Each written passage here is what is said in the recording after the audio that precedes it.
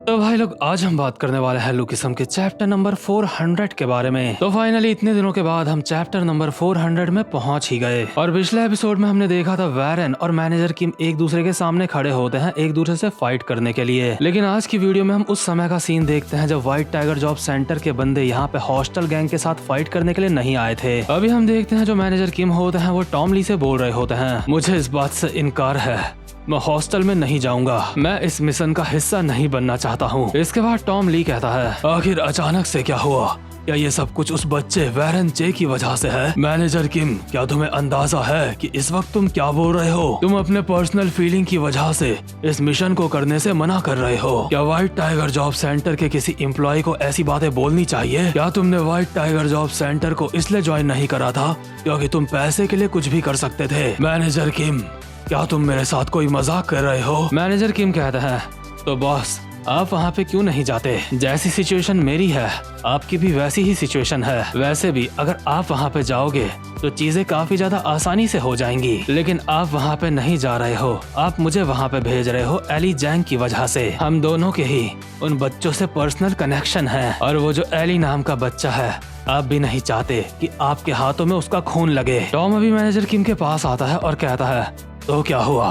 तुम वहाँ जाना चाहते हो, मुझे बताओ, है ना? मैनेजर किम कहते हैं, क्या आप मेरा जॉब के लिए दोबारा से इंटरव्यू लेना चाहते हो? और ये दोनों अचानक से एक दूसरे से अपना अपना मुंह मोड़ लेते हैं। टॉम कहता है, तुम्हें पता है तुम्हारा इंटरव्यू लेना एक दिमाग खराब करने वाला काम है। और यहाँ पे मैनेजर किम का इंटरव्यू लेने से टॉम ली का मतलब होता है कि मैनेजर किम के साथ फाइट करना। और इन दोनों बंदों की फाइट नॉर्मल तो बिल्कुल भी नहीं होती, इसलिए इन दोनों में से कोई भी एक दूसरे से फाइट नहीं करता। टॉम कहता है, तुम्हारी वो CQC टेक्निक, वो जो भी उसका नाम है, उससे काफी ज्यादा तोड़फोड़ होती है। यहाँ पे जितने भी टूटे हुए फर्नीचर होंगे तो उनको साफ कौन करेगा? मैनेजर किम कहते हैं, मैं भी तुम्हारे साथ एक दूसरा जॉब इंटरव्यू नहीं चाहता हूँ। तुम जैसे असली फाइटर के साथ फाइट करके मैं थक चुका हूँ। टॉम कहता है, हाँ ठीक है, खैर जो भी हो, जाओ हॉस्टल को पकड़ के लेके आओ। मैनेजर किम कहते हैं, मैंने कहा मैं ये नहीं करना चाहता। टॉम कहता है, मैनेजर किम, क्या तुम सच में चाहते हो तुम्हें वहाँ भेजने के लिए मैं काफी नीचे गिर जाऊँ? क्या तुम भूल गए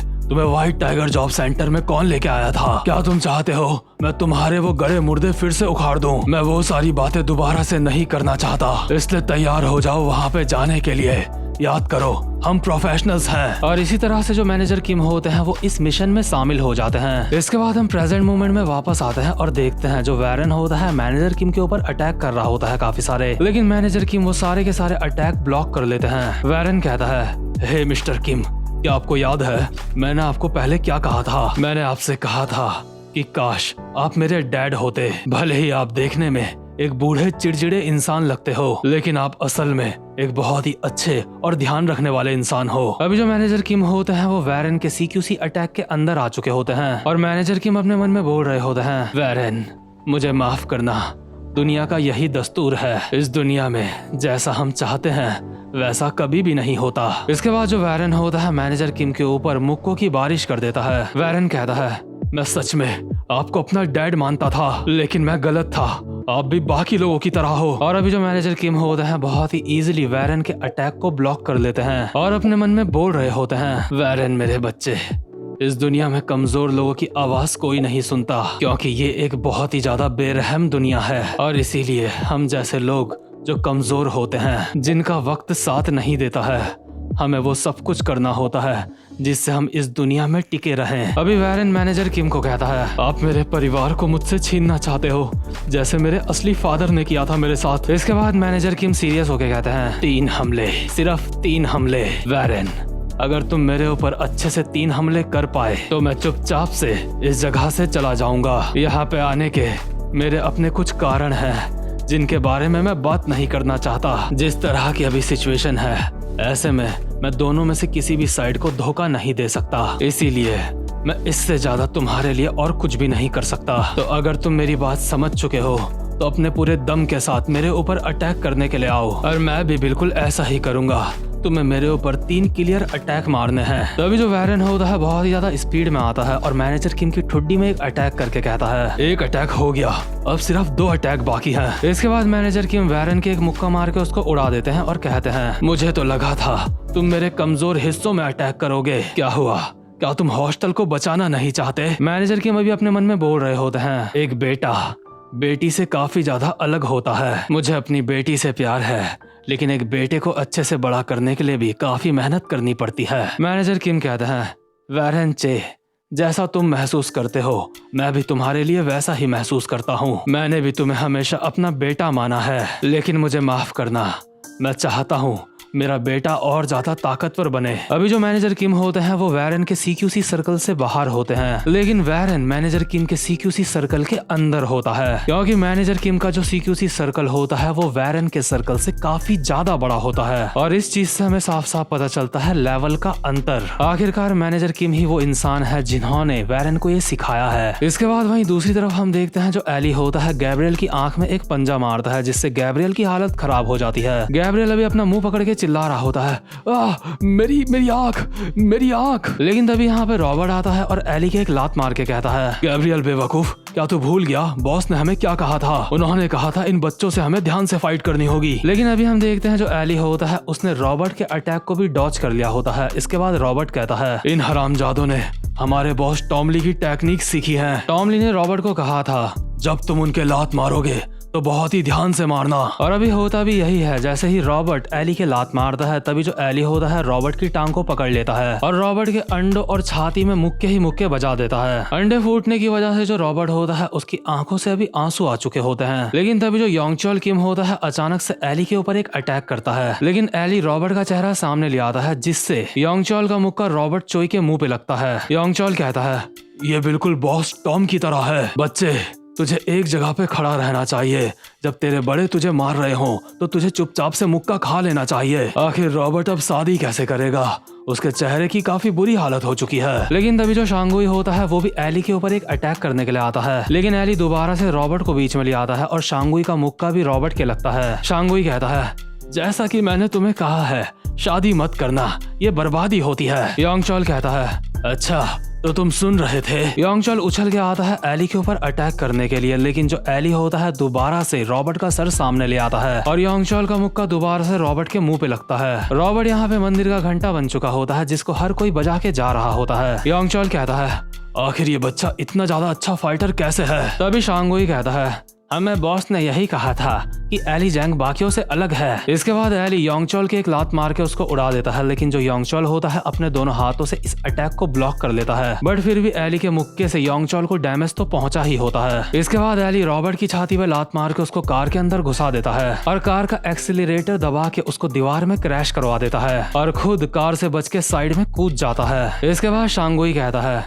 ये अपने अपोनेंट को तबाह करने के लिए कुछ भी कर सकता है, क्योंकि ये बच्चा एक असली का फाइटर है। मुझे लगता है ये पहली बार हो रहा होगा कि व्हाइट टाइगर जॉब सेंटर के 4 में से 2 बंदे हार चुके हैं। क्या इसका मतलब ये है कि हमें भी इनके साथ काफी ज्यादा संभल के फाइट करनी होगी? इसके बाद योंगचोल कहता है, हाँ बिल्कुल, ये लड़का वो मॉन्स्टर है जिसे हमारे बॉस टॉम ली ने बनाया है। इसके बाद शांगुई कहता है, तूने सुना बच्चे, अब हम तेरे साथ सीरियस होके फाइट करने वाले हैं। योंगचोल कहता है, भले ही हमें देख के ऐसा नहीं लगता होगा, लेकिन पुराने दिनों में हमारा यही काम रहता था कि हमें तुझ जैसे लड़कों को पकड़ना होता था। हम first generation circle task force के मेंबर हुआ करते थे। डिटेक्टिव शांगहुई हान और योंगचोल किम, हम दोनों शियोल पुलिस का एक हिस्सा थे। उस वक्त हमें फर्स्ट जनरेशन के काफी सारे बंदों से डील करनी पड़ती थी, लेकिन फर्स्ट जनरेशन खत्म होने के बाद हमने white tiger job centre join कर लिया। उस समय के बाद से हमें इतना ज्यादा मुश्किल मिशन नहीं मिला था।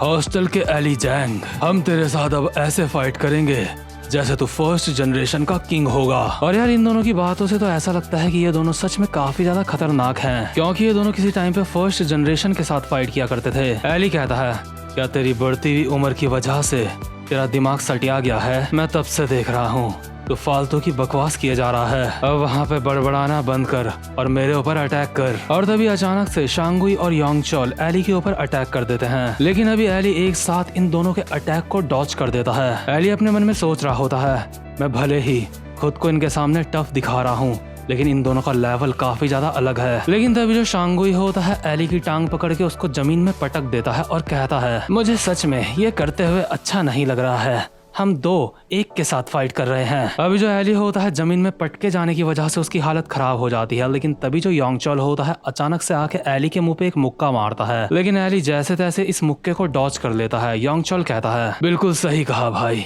मुझे भी इस तरह से फाइट करने में मजा नहीं आ रहा है। हम दो हैं और ये एक है। एली अपने मन में सोच रहा होता है, इनमें से एक बंदा पकड़ता है और दूसरा बंदा अटैक करता है। तभी जो एली होता है जमीन से योंगचोल का सर पकड़ के उसके मुंह पे एक घुटना मारता है। इसके बाद योंगचोल की गर्दन पकड़ के उसको एक लॉक दे देता है और अपने मन में बोल रहा होता है, मुझे ये करना होगा, मुझे ये हॉस्टल के लिए करना होगा, अपने परिवार को बचाने के लिए, चाहे मुझे इन्हें जान से भी मारना पड़े तो मैं मार दूंगा। अभी जैसे ही एली योंगचोल की गर्दन पकड़ता है तभी जो शांगुई होता है एली के पास उसके ऊपर अटैक करने के लिए आ रहा होता है, लेकिन तभी एली कहता है, अपनी जगह से हिलना मत, नहीं तो मैं इसकी गर्दन तोड़ के अलग कर दूंगा। इसके बाद सीन शिफ्ट होता है और हम देखते हैं मैंडियोक को, जो अभी यूजिन को बोल रहा होता है, यूजिन क्या तुम्हें लगता है व्हाइट टाइगर जॉब सेंटर ये कर पाएगी? यूजिन कहता है, ऑफ कोर्स वो ये कर लेंगे। वहाँ पे व्हाइट टाइगर जॉब सेंटर के 5 बंदे गए हैं। भले ही रॉबर्ट चोई और गैब्रियल पार्क इतने ज्यादा स्किल्ड बंदे नहीं हैं, लेकिन शांगुई हान और योंगचोल किम ये दोनों के दोनों अपने काम में एक्सपर्ट हैं। ये दोनों first generation circle task force का भी हिस्सा रह चुके हैं। ये दोनों Seoul police station major crime unit का हिस्सा थे। ये दोनों फर्स्ट जनरेशन सर्कल के काफी सारे बंदों को पकड़ने में कामयाब रहे हैं। इतिहास इस बात का गवाह है कि ये दोनों काफी ज्यादा खतरनाक फाइटर हैं और ऊपर से ये दोनों डिटेक्टिव का भी काम कर चुके हैं, इसलिए ये दोनों काफी ज्यादा चालाक भी होंगे। मुझे लगता है इन्हें हॉस्टल को ढूंढने और उन्हें पकड़ने में कोई भी दिक्कत नहीं होगी। मैंडियोक कहता है, तो फिर बिग डील का क्या होगा?